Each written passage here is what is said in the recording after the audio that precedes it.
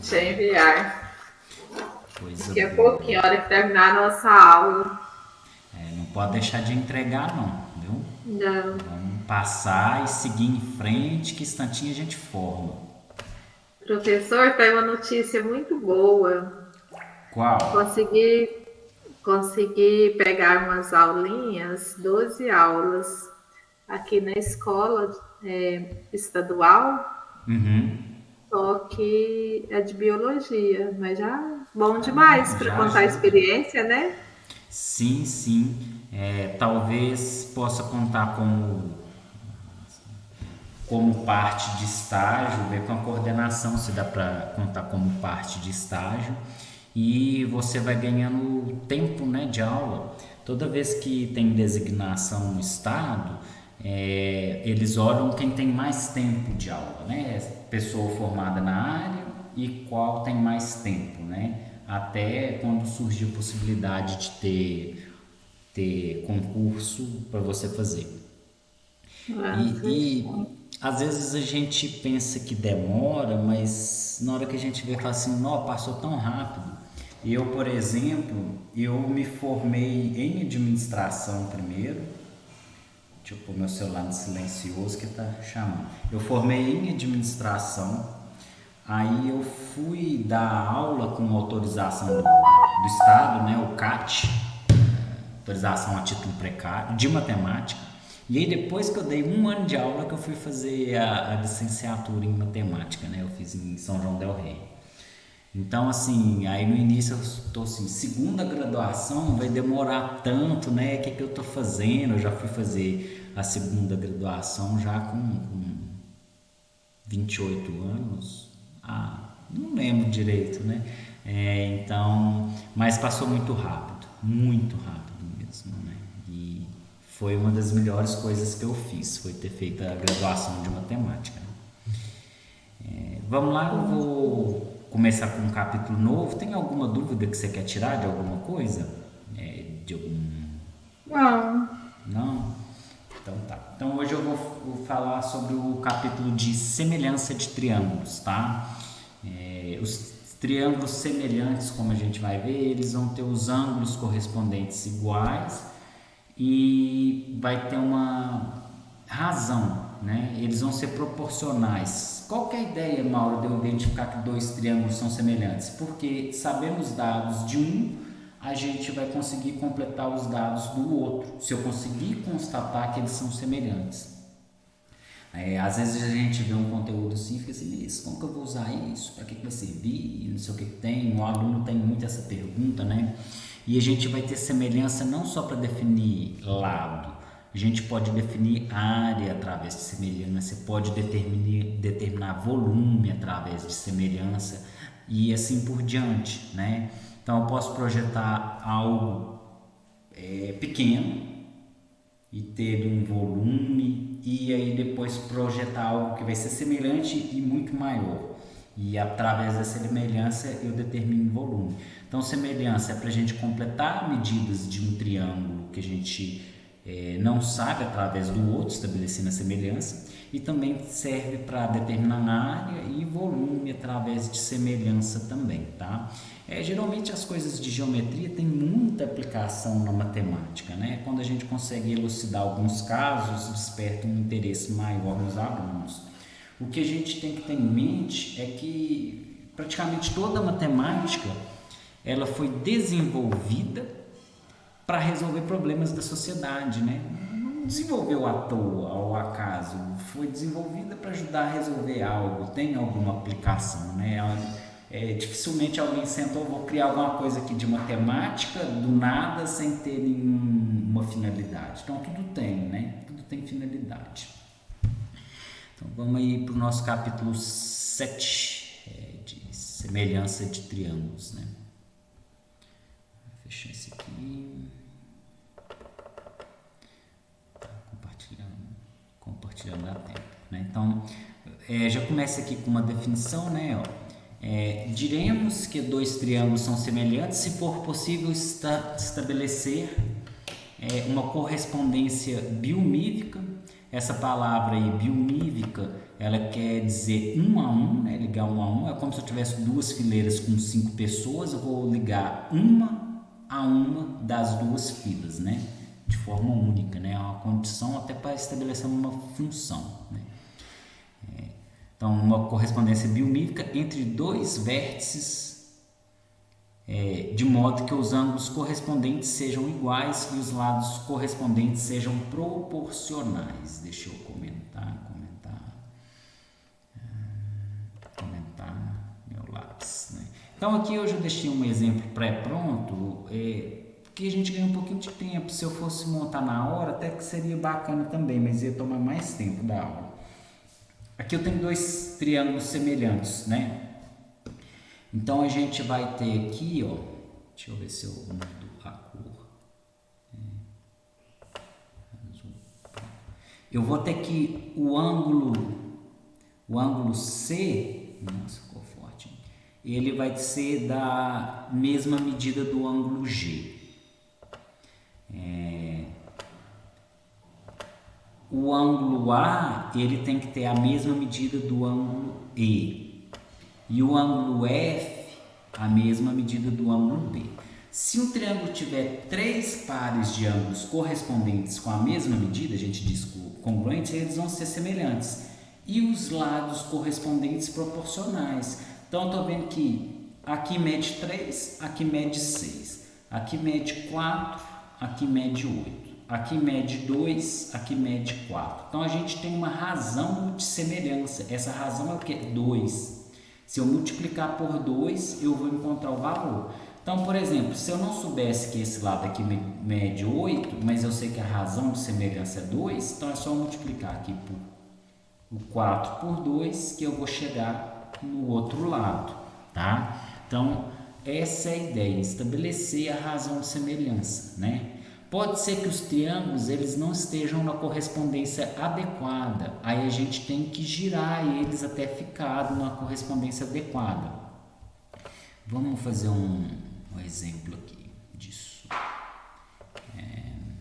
Vamos fazer dois triângulos aqui, ó.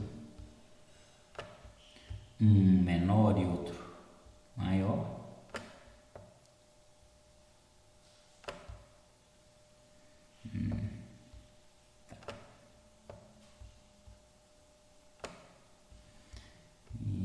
Trocar de cor, vamos pegar. Então vamos falar o seguinte.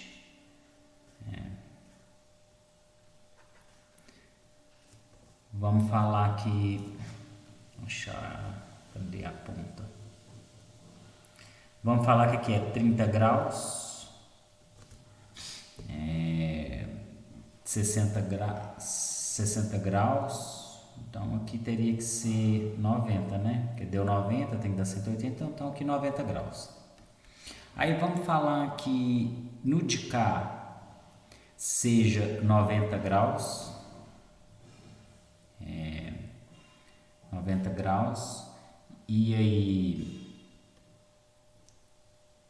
aqui embaixo 60 graus e do lado de cá 30 graus.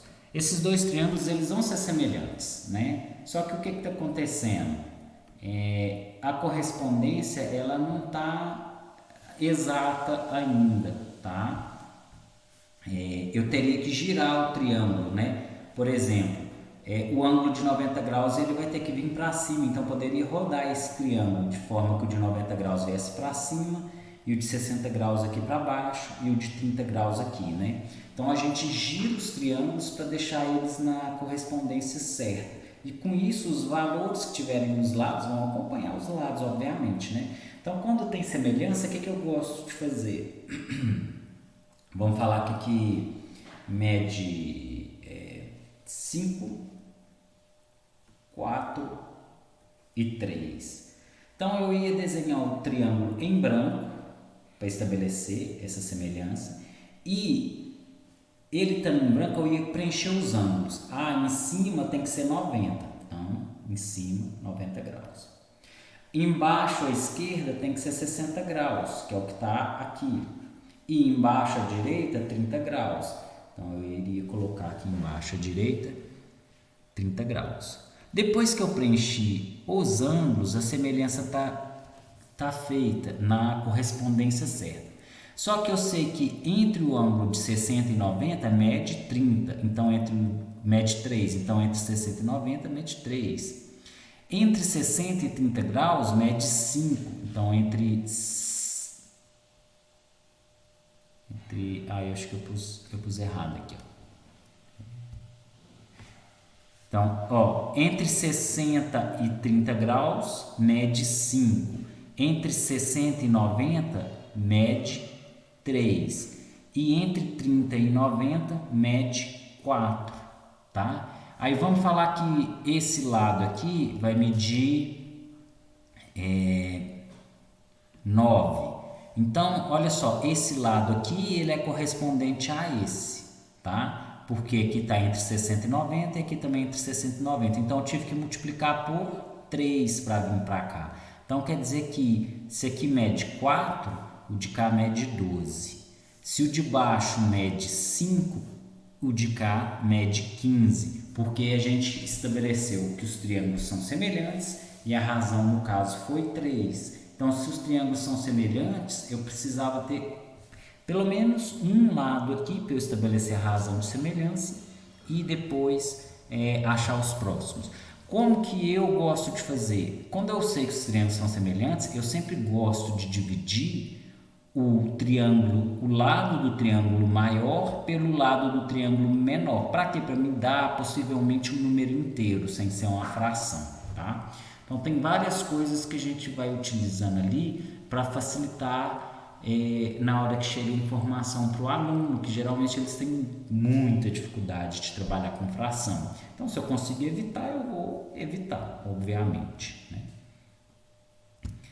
Então, ele deu aí a noção de semelhança, né? Deixei um caso pré-pronto, criei outro agora. E aí ele fala o seguinte... dois triângulos são semelhantes quando os ângulos correspondentes são iguais, tá? Então, é o que eu falei. O C é igual ao G, o A é igual ao E e o B é igual ao F. Pode ser que a gente tenha que girar os triângulos. E os lados são proporcionais. Como que eu descubro se os lados são proporcionais? Eu vou dividir sempre um lado pelo correspondente e sempre vai dar a mesma razão. Ela é constante, tá? Por exemplo, 3 dividido por 6 dá meio. 2 dividido por 4 dá meio. 4 dividido por 8 também dá meio. Então, eu estou verificando ali exatamente que há uma constante quando eu divido um lado pelo correspondente. O valor é único. Então, indica que eles são semelhantes. Como que eu faria? Se fosse para mim, eu não ia querer encontrar razão meio, não. Eu ia dividir do maior pelo menor. Então, 6 dividido por 3, 2. 8 dividido por 4, 2. 4 por 2, 2. Então, você escolhe qual que é a ordem. Você quer sair do menor para ir para o maior ou do maior para ir para o maior? Do maior para ir para o menor. Quando a gente sai do maior para ir para o menor, geralmente a razão dá um número inteiro, que é mais fácil de trabalhar.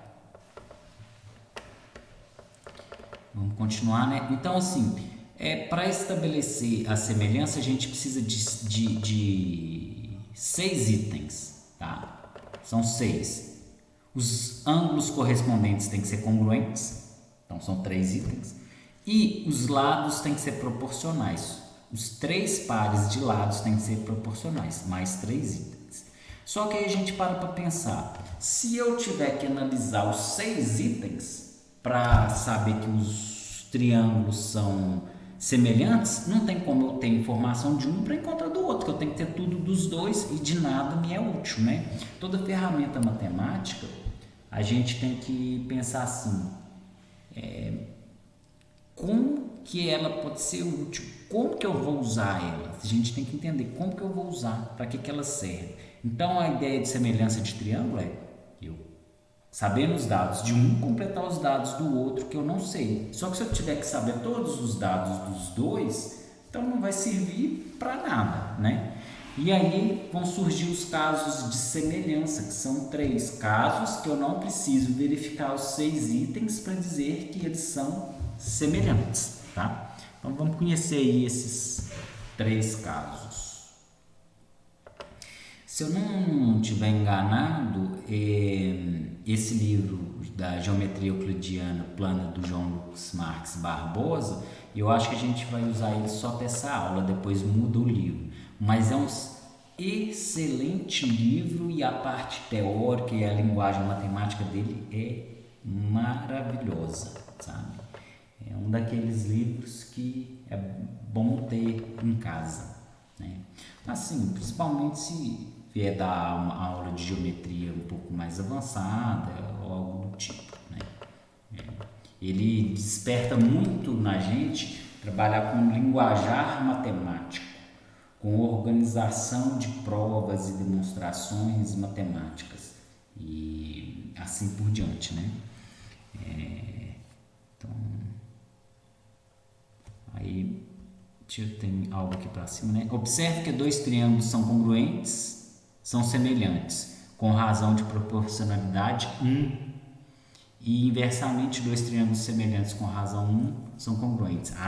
Isso é muito legal que o livro falou aqui. É o seguinte: 2 triângulos congruentes é que eles são iguais. Todos os ângulos são iguais e as medidas dos lados são iguais também. E aí o que a gente fala? Se eles são congruentes, são 2 triângulos que são iguais, eles também são semelhantes.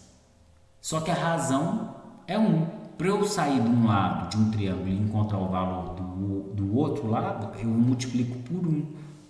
Que aí eu vou criar o próprio triângulo de volta, tá?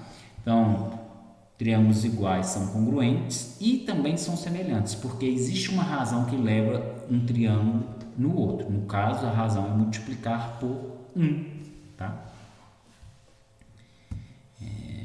Teorema 7.1.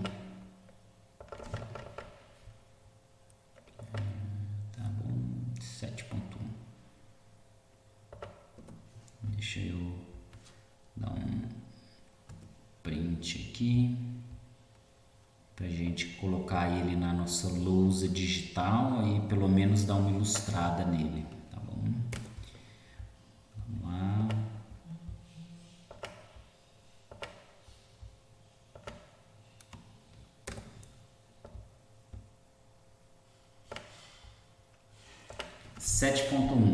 Dados 2 triângulos ABC e EFG, vamos desenhar eles, né? Vamos ilustrar, porque às vezes a gente lê e não fica claro, né?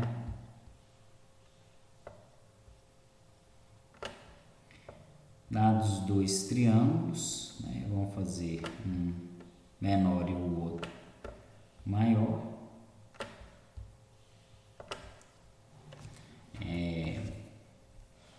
ABC, ABC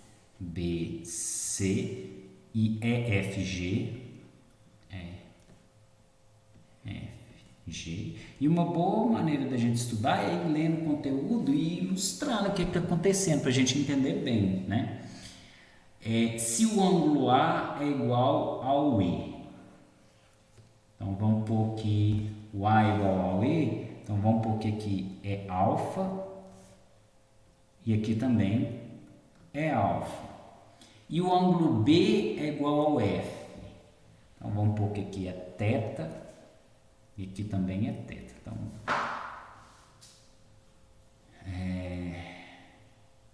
Então, os triângulos são semelhantes. Opa! Então ele está falando o seguinte: se 2 triângulos tiverem 2 pares de ângulos correspondentes iguais, então eles são semelhantes. Mas veja bem, a soma dos ângulos internos de um triângulo não é 180 graus? Quanto que vai medir o ângulo C? Ele mede 180 menos o valor de alfa menos o valor de θ. Quanto que mede o ângulo G? O ângulo G, também sabendo que se eu somar os 3 tem que dar 180, ele vai medir 180 menos o que eu já tenho, que é menos o alfa e menos o θ, né? Então, menos o alfa e menos o θ. Ou seja, qual que é a conclusão que eu chego? Se dois triângulos já têm dois pares de ângulos correspondentes iguais, o terceiro ângulo também é igual, porque se eu somar alfa mais θ mais o ângulo C tem que dar 180. Alfa mais θ mais o ângulo G também tem que dar 180. Ou seja, o C é igual ao G também. Então, o teorema fala dois triângulos com dois pares de ângulos iguais são congruentes. Mas se eles têm dois pares de ângulos iguais, o terceiro também é igual, né? Eu poderia falar assim, se o alfa vale 50 e o θ vale 90, então a gente tem 140, então o C vale 40. E aqui também o G também valeria 40, né? Foi a observação que eu falei, ó. Se já tiver dois ângulos iguais, logo o terceiro ângulo também vai ser igual. Então esse caso a gente chama de ângulo-ângulo e nos diz, se tiver dois pares de ângulos iguais, os triângulos são correspondentes e vai ter uma constante que se eu usar, uma constante de proporcionalidade, que se eu usar ela, eu vou sair de um triângulo e chegar no outro, né? Na medida dos lados. Continuando aí.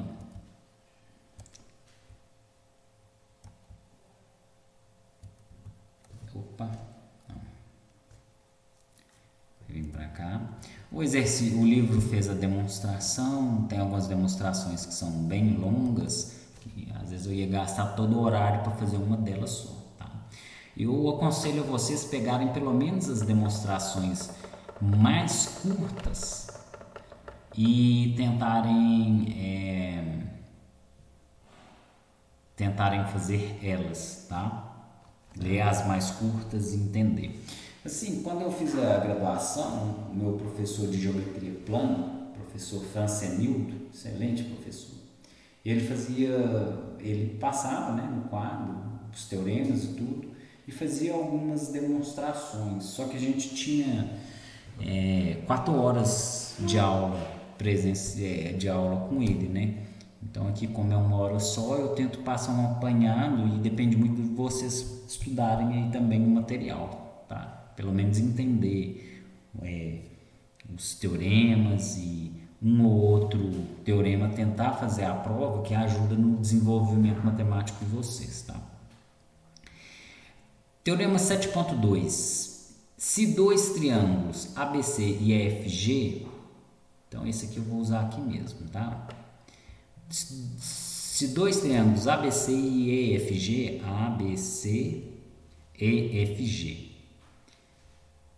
tem-se o ângulo A igual ao ângulo E, né? Então o ângulo A igual ao ângulo E, pôs um tracinho só. E AB dividido por EF é igual a AC dividido por EG. O que está falando? Se é igual é porque os lados são proporcionais, ou seja, esse lado aqui vai ser proporcional a esse e esse aqui proporcional a esse. O que eu fiz? Eu pus aí uma constante de proporcionalidade de 2, só para ilustrar, né? Então, se aqui mede 1, aqui mede 2, se aqui mede 2, aqui mede 4. Então, ele está falando o seguinte, se a gente tem dois pares de lados proporcionais, esse é proporcional a esse, e esse é proporcional a esse, com o ângulo entre esses lados igual, então os triângulos vão ser semelhantes. Então, foi o que eu chamei do caso lado, ângulo, lado. Ah, Mauro, em congruência tem o caso do lado, ângulo, lado também, só que é diferente. A gente vai ter um lado proporcional, o ângulo entre esse lado igual e o outro lado também é proporcional. Então, a gente tem dois pares de lados proporcionais e o ângulo entre eles iguais. Então, os triângulos vão ser semelhantes, tá? Então, toda vez que eu tiver isso, os triângulos vão ser semelhantes. Caso lado, ângulo, lado. Dois pares de lados proporcionais e o ângulo entre eles congruentes, igual, tá?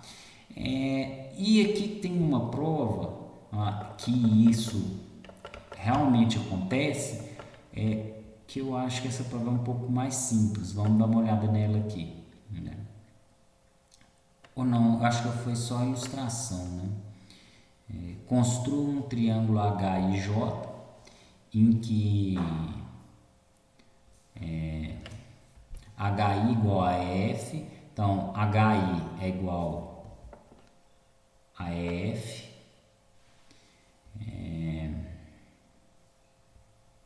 HI igual a EF, H igual H igual a A e I é igual a B. Tá, beleza. Porque aqui, ó, se o H é igual ao A e o I é igual a B, eu já vou ter dois lados congruentes. E o que a gente viu no primeiro teorema é se tiver dois ângulos congruentes. Se tiver dois pares de ângulos congruentes, então vão ser semelhantes os triângulos, tá? Então, eu teria que esse triângulo aqui, ele vai ser semelhante ao de cá, ou ele vai ser congruente ao de cá, e ele vai ser semelhante ao de cá porque eu fiz ele tendo dois ângulos. A demonstração aqui não vai ser tão simples não, é só para ver a ilustração, tá?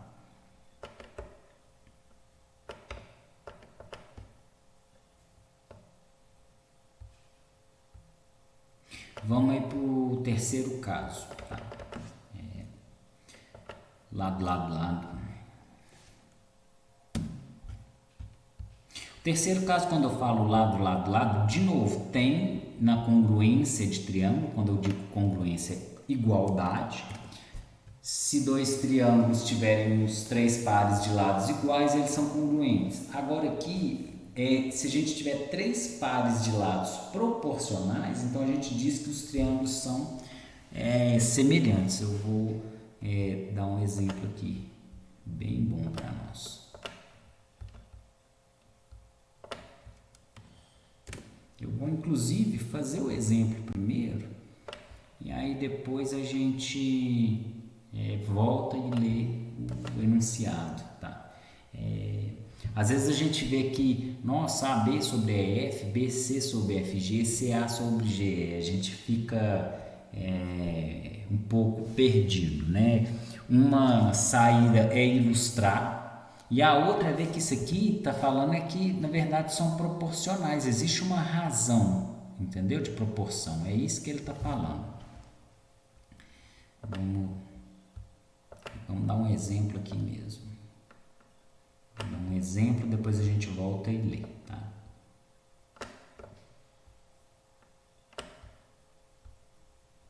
Às vezes uma coisa boa de fazer em matemática, em aula de matemática, é a gente iniciar com um exemplo de forma um pouco intuitiva e depois fazer a formalização daquilo depois, porque a linguagem matemática ela é muito específica, muito robusta, tem um linguajar próprio que geralmente as pessoas têm dificuldade de entender essa linguagem própria que é a matemática. Então, às vezes você começa com um exemplo, aí a pessoa passa vê que aquilo ali faz sentido e depois faz a formalização, então a formalização vai ser um pouco melhor digerida, tá? Então vamos falar que aqui, cadê? Tá aqui, mede 2, vamos voltar de novo, aqui mede 2, 3 e 4, então o que mede 8, 12 e 16. Isso aqui, ó, é exatamente o que eu acabei de fazer. Os três pares de lados são proporcionais. É o que isso aqui está falando para mim, tá? Então, se eu multiplicar aqui por 4, eu chego no de cá. Se eu multiplicar isso aqui por 4, eu chego no de cá. E se eu multiplicar o 4 por 4, eu chego no de cá que deu 16, tá? Então, o teorema está falando que quando eu tenho 3 pares de lados proporcionais, então os triângulos são semelhantes. Aí você fala assim, porra, Mauro, mas eu já tenho todos os valores dos lados, para que vai me ser útil? Para os ângulos, né? A gente sempre sabe que os ângulos e os lados estão associados, né? Então, serve para os ângulos. Eu poderia falar que, bom, aqui mede 60 graus, aqui mede 50 graus, então deu 110, então aqui vai ter que medir 70 graus. Aí, esse outro triângulo que às vezes eu não tenho os ângulos, agora eu passo a saber, ó. Porque se eu já sei que eles são semelhantes, os triângulos semelhantes têm os ângulos correspondentes iguais. Então, logo, aqui vai medir 60, 70 e 50. Simples. Simples assim. Vamos continuar lá. Então, o terceiro lado, né, é o terceiro teorema, lado, lado, lado. Então, a gente viu 3 casos de semelhança. O caso lado, ângulo, lado, 2 pares de lados proporcionais e o ângulo entre esses lados iguais. Vimos o caso ângulo, ângulo, quando tem 2 ângulos correspondentes iguais, então são semelhantes. Se tem 2, tem 3. E o terceiro caso, quando se tem 3 pares de lados proporcionais, então os triângulos são semelhantes. Guarda o seguinte, em congruência a gente está falando de igualdade, em semelhança a gente está falando de proporcionalidade. Os casos são os mesmos, só que um a gente fala de igualdade e o outro de proporcionalidade, tá? Em congruência eu tenho caso lado, lado, lado, tá? Eu também tenho caso lado, ângulo, lado, só que lá tem que ser iguais, aqui tem que ser proporcionais.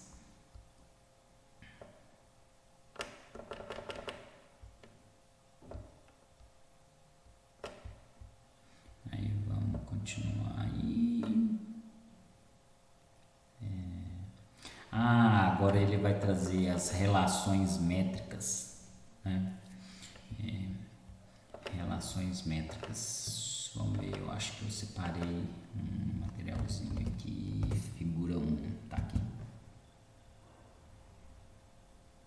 Relações métricas, o que vai ser? Eu vou pegar um triângulo retângulo e vou descer a altura relativa a esse triângulo retângulo, partindo do ângulo de 90 graus, do vértice onde está o ângulo de 90 graus, até a base oposta. E vou dividir, vocês vão observar que eu vou ter 3 triângulos. Primeiro, triângulo grande, A, B, C. O triângulo à esquerda, B, vamos chamar esse ponto aqui de PA. E o triângulo à direita, APC. Tá? E estabelecendo essa semelhança entre esses 3 triângulos, a gente consegue chegar a algumas conclusões, tá? Então, as relações métricas vai dar essa tabelinha de fórmula aqui para a gente, que vem da relação desses 3 triângulos. A gente poderia colocar os 3 aqui, estabelecer semelhança entre os 3, para chegar nessas relações aqui. Bom, a primeira relação é que é o teorema de Pitágoras próprio, né? A ao quadrado é igual a B ao quadrado mais C ao quadrado. E aí a gente vai ter essas outras relações aqui, ó. O valor do C ao quadrado é igual a M vezes A. O valor do B ao quadrado é igual a N vezes A. Aí eu vou ter que o H vezes A é igual a M vezes N. Tá? Outra, o A é igual ao M mais N. E o H ao quadrado é igual a M vezes N. Então, eu guardo assim, descendo. Ó, esse aqui ao quadrado é M vezes A. Esse aqui ao quadrado é N vezes A. O H ao quadrado é M vezes N e assim por diante. Mauro, são muitas regrinhas, são. Eu falo assim para vocês. Eu até hoje não vi essas relações métricas caírem em provas para alunos, Enem, outras coisas assim. Mas já caiu em prova que eu fiz para professor, tá? Tem algumas regrinhas em matemática que a gente guarda e aí em véspera de alguma prova a gente dá uma lida e vai com elas frescas na cabeça, tá? É muita coisa. O bom é a gente entender a lógica de como saiu aquela fórmula, porque se precisar e a gente esquecer, a gente consegue desenvolver ela no momento. Só que em véspera de prova é bom ter um resuminho com tudo e dar uma lida, porque senão perde muito tempo, né? Agora sim, em critério de geometria plana, área e critério de geometria espacial, volume, eu não sei as fórmulas, eu sei só os conceitos, e com os conceitos eu consigo resolver e chegar nas próprias fórmulas de maneira bem rápida. Vamos continuar aí.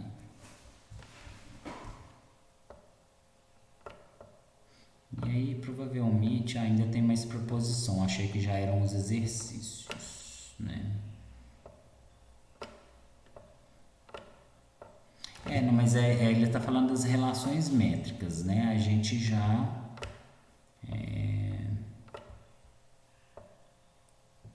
isso, a gente já viu todos, realmente são os exercícios. O que a gente tem que guardar desse capítulo? Primeiro, semelhança. A utilidade dela é eu saber as informações de um triângulo para completar o outro. A gente tem 3 casos de semelhanças que a gente viu: ângulo, ângulo, lado, ângulo, lado e lado, lado, lado, o terceiro caso, tá? E mais as relações métricas. Vamos ver aqui se a gente faz alguns exercícios, tá? Vamos pegar eles e fazer exercício 1.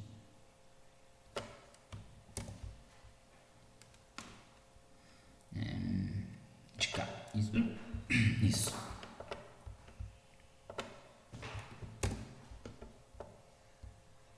Quanto mede a hipotenusa de um triângulo retângulo em que cada cateto mede 1? Né? Então, gente, esse aqui só vai usar o teorema de Pitágoras, né?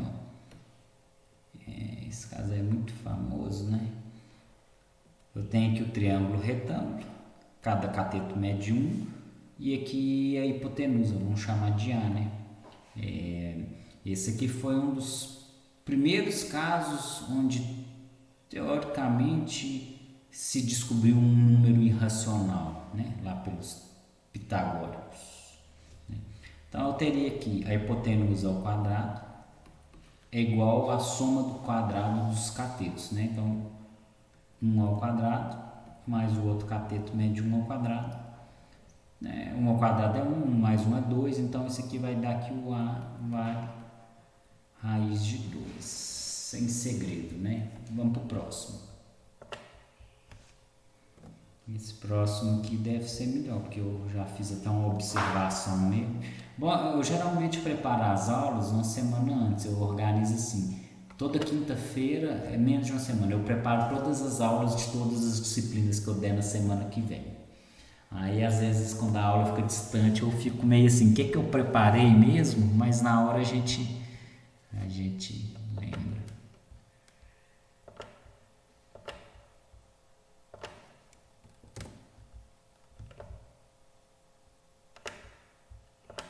Quanto mede a altura de um triângulo equilátero cujos lados medem 1 centímetro cada?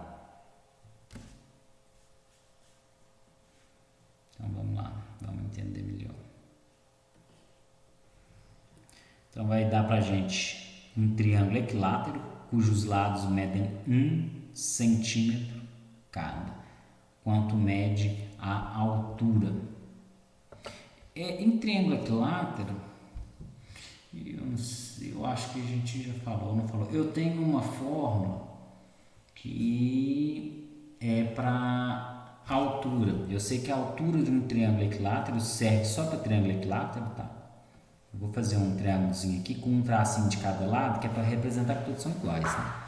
Então, a altura de um triângulo equilátero, ele vai ser o valor do lado raiz de 3 sobre 2. Como o lado vale 1, vai ficar 1 vezes raiz de 3, então dá raiz de 3 sobre 2, né? Raiz de 3 sobre 2. Ou o que eu poderia, né? Pedir o quanto mede a altura. A altura vai ser um segmento que sai de um vértice, chega no lado oposto fazendo 90 graus, e aqui é a altura. Como o triângulo é equilátero, a altura divide o lado ao meio.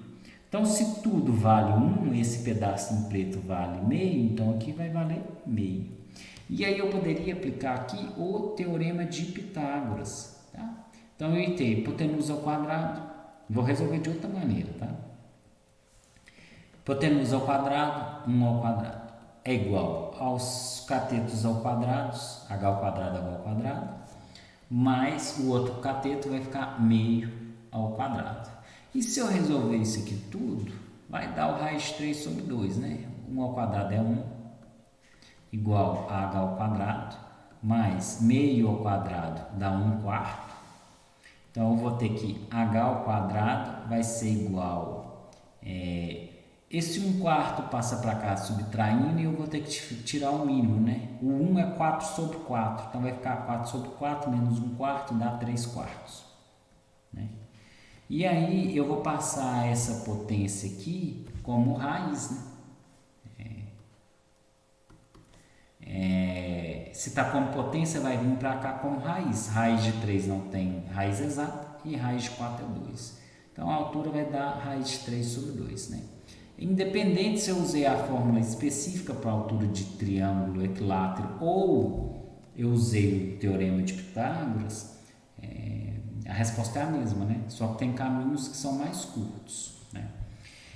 Geralmente, em geometria, plano espacial, analítica, geometria diferencial, que seja, os triângulos ajudam a gente a resolver, tá, os problemas. E o triângulo que ajuda a resolver de verdade é o triângulo retângulo e a gente aplica o teorema de Pitágoras, tá? Na grande maioria das vezes. Os outros dois triângulos que ajudam são o equilátero e o isósceles, e ambos pelo mesmo motivo a gente transforma eles em retângulo. Tá? Então, no fundo, a gente procura um triângulo que no final das contas a gente possa pelo menos transformar em um outro retângulo, tá? Um triângulo retângulo. É essa a ideia. Vamos ver mais um exemplo aí.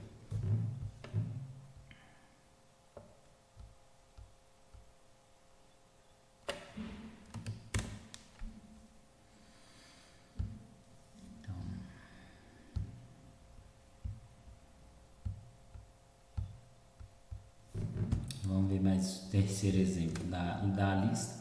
O bom que, com certeza, algum desses três exercícios que eu estou fazendo aqui agora, eles estão no trabalho que eu pedi para vocês fazerem para o módulo, esse aqui está iniciando o módulo 3, ok? Com certeza. E ainda corre risco de estar na prova ainda, tá? Algum deles. Então, importante fazer os exercícios da lista. No triângulo ABC, vamos desenhar, né? Vamos começar desenhando. Nós temos um triângulo ABC, já vamos ilustrar ele logo. No triângulo ABC, então vamos colocar aqui pra gente A, B, C. De A até B mede 5, de B até C mede 12 e de C até A mede 13.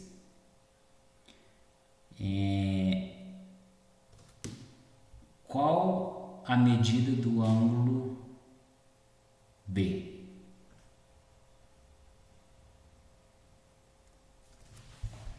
Vamos voltar lá, é isso mesmo, né? No triângulo ABC, AB mede 5, BC mede 12 e AC mede 13. Qual a medida do ângulo B? Eu marquei ele para fazer, me fugiu a solução aqui. Vamos pensar direitinho então.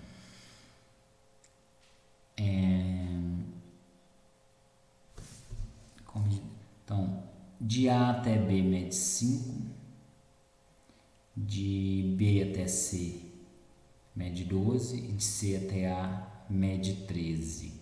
Ah, tá bom, vamos lá.